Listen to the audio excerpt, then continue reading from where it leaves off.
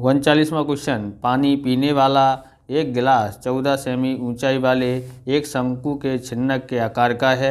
दोनों वृत्ताकार सिरों का व्यास 4 सेमी और 2 सेमी है। इस गिलास की धारिता ज्ञात कीजिए। तो यहाँ पर हम लोग करते हैं, तो ये जो गिलास है वो छिन्नक आकार का है। सबसे पहले यहाँ पर व्यास दिया है तो हम लोग R1 ज्ञात करते हैं। तो व्यास बट्टे 2 होता है, बराबर। तो यहाँ 4 cm दिया है, बट्टे में 2, बराबर।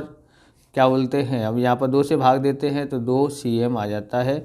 R1 हमारा यानी त्रिज्या आई है 2 cm। R2 ज्ञात कर, दूसरा व्यास दिया है 2 cm। तो व्यास का सूत्र यही है, बराबर, 2/2। व्यास बराबर 2 दिया है, बट्टे में 2 लिखा है, 2 एकन 2, 1 cm इसका आंसर आता है। अब हम लोग यहाँ पर ज्ञात करते हैं, अब गिलास की धारिता ज्ञात करते हैं, बराबर। तो गिलास शंकु आकार का है, शंकु के छिन्नक आकार का आयतन, आकार का आयतन। तो शंकु के छिन्नक आकार का आयतन का सूत्र है 1/3 पाई h। r नहीं है यहाँ पर, तो अब ये छिन्नक आकार का होता है, इसलिए r1 square plus r2 square plus r1 गुणा r2, ये छिन्नक का आयतन का सूत्र है, बराबर। 13.4 के अंदर दिया हुआ है। अब यहाँ पर देखते हैं 1/3 पाई बराबर 22/7 और r बराबर हमारे पास 14 दिया है, जहाँ पर दिया है 14 सेमी। उसके बाद हम लोग यहाँ पर लिखते हैं r1 हमारे पास कितना है, 2 है, 2 का वर्ग करते हैं, बराबर, ये आया है। r2 हमारे पास 1 है तो 1 का वर्ग करते हैं। r1 मतलब 2 गुणा r2 मतलब 1, बराबर, बराबर 1/3 गुणा 22/7। काटना है तो आप काट सकते हैं, 2 7 दूनी 14, इस तरह से काट देना है, ओके। अब यहाँ पर हम देखते हैं 2 का वर्ग 4 होता है, 1 का वर्ग 1 होता है और 2 एकन 2 होता है। अब हम लोग क्या करेंगे, 1/3 गुणा 22/7 गुणा 14, यहाँ पर जोड़ लेते हैं, 4 और 1 5 और 2 7 हो जाता है।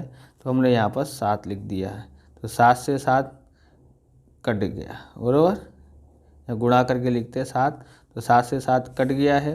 क्या रह गया है, 14 गुणा 22 रह गया है।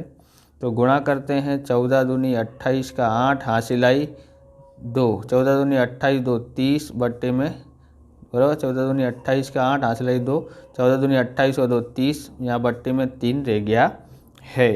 अब आपको यहाँ पर क्या करना है, भाग देना है 3 से, यहाँ पर 108 में और 308 में, 3 एकन 3 बचा 1 0, 3 त्रिक 9,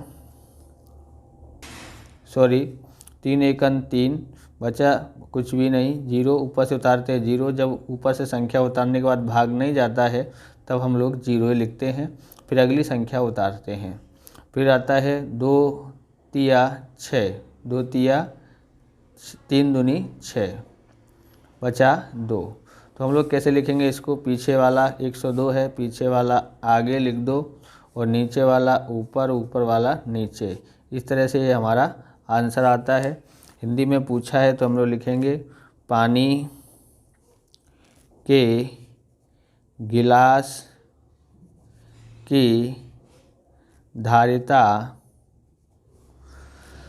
102 सही 2/2 cm, सॉरी 3 है यहाँ पर, बराबर, 2/3 cm है कि 3 घात है, ओके। अब हम लोग अगला सवाल देखते हैं। तो यहाँ पर देखते हैं 39वां क्वेश्चन, 32 cm ऊंची और आधार त्रिज्या 18 cm वाली एक बेलनाकार बाल्टी रेत से भरी हुई है। इस बाल्टी को भूमि पर खाली किया जाता है। इस रेत की एक शंक्वाकार ढेरी बनाई जाती है। यदि शंक्वाकार ढेरी की ऊंचाई 24 cm है तो इस ढेरी की त्रिज्या और तिर्यक ऊंचाई ज्ञात कीजिए। तो यहाँ पर क्या क्या दिया है, तो यहाँ लिखते हैं, यहाँ बेलनाकार बाल्टी के लिए ऊंचाई H1 बराबर 32 cm है और त्रिज्या दी गई है हमारे पास यहाँ पर, यानी कि त्रिज्या R1 बराबर 18 cm है।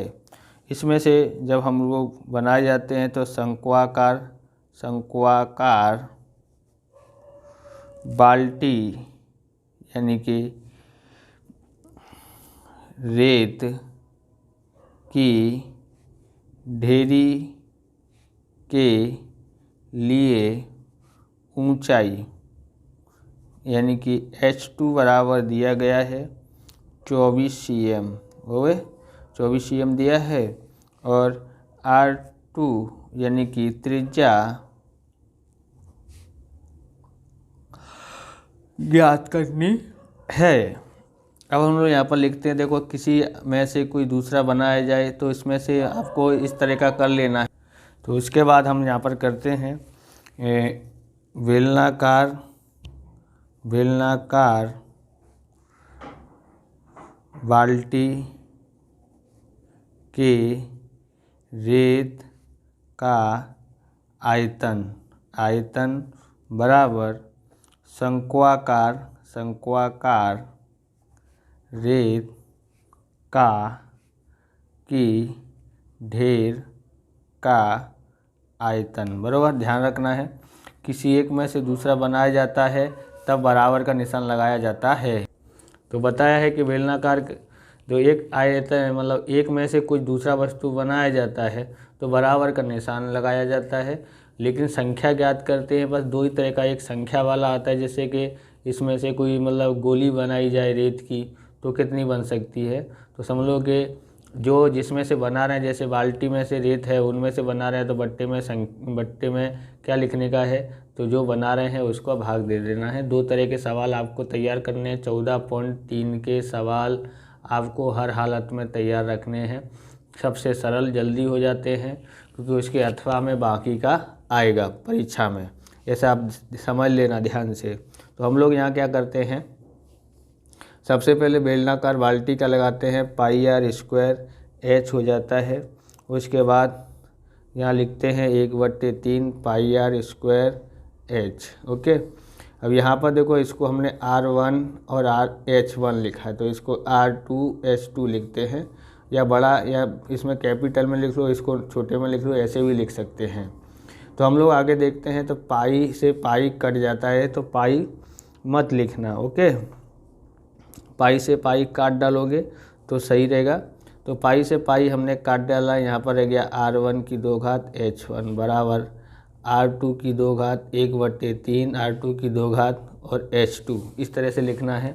उसके बाद हमको क्या करना है, R1 कितना है हमारे पास, तो R1 है 18 की 2 घात, H1 कितना है तो 32 है, 1/3 गुणा R2 कितना है मालूम नहीं है, H2 कितना है तो 24 है।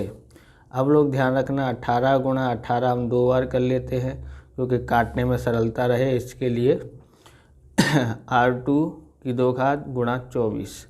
अब इनको सब इधर साइड लेके आते हैं तो 18 गुणा 32, ये ऊपर आ जाता है और ये नीचे आ जाता है बराबर R2²। R2² ज्ञात करते हैं तो ध्यान रखना है, और 3 8 24 हो जाता है, 8 चौक 32 हो जाता है। तो समझ लो ये 18 लिखा है, तो यानी कि 18 की 2 घात और गुणा 2 की 2 घात, 4 का मतलब 2 की 2 घात। वर्गमूल करते हैं, R2 बराबर इसका वर्गमूल हो जाता है 18 और इसका वर्गमूल इतना, तो R2 बराबर 18 दूनी 36 हो जाता है। अब पूछा क्या है, त्रिज्या पूछी है और तिर्यक ऊंचाई पूछी है। तो तिर्यक ऊंचाई हम ज्ञात करते हैं। तिर्यक ऊंचाई का सूत्र है L² बराबर R² प्लस H²। L² कितना है नहीं मालूम है, R बराबर कितना था R बराबर हमारे पास 36 आया है और H कितना था, 24 था। ओके, अब हम लोग क्या करते हैं, 36 का वर्ग करते हैं तो यहाँ पर 1296 आ जाता है। इसका करते हैं तो 576 आता है। टोटल मारते हैं तो 1872 आ जाता है L स्क्वायर। वर्गमूल करते हैं तो इसका वर्गमूल 12 वर्गमूल में 13 आ जाता है। ओके, तो इस तरह से ये वीडियो पूरा होता है। अगर आपको हमारा वीडियो अच्छा लगे तो लाइक शेयर कमेंट करें, चैनल पर नए हैं चैनल को सब्सक्राइब करें। मिलते हैं नेक्स्ट वीडियो में। जय हिंद, जय भारत, वंदे मातरम।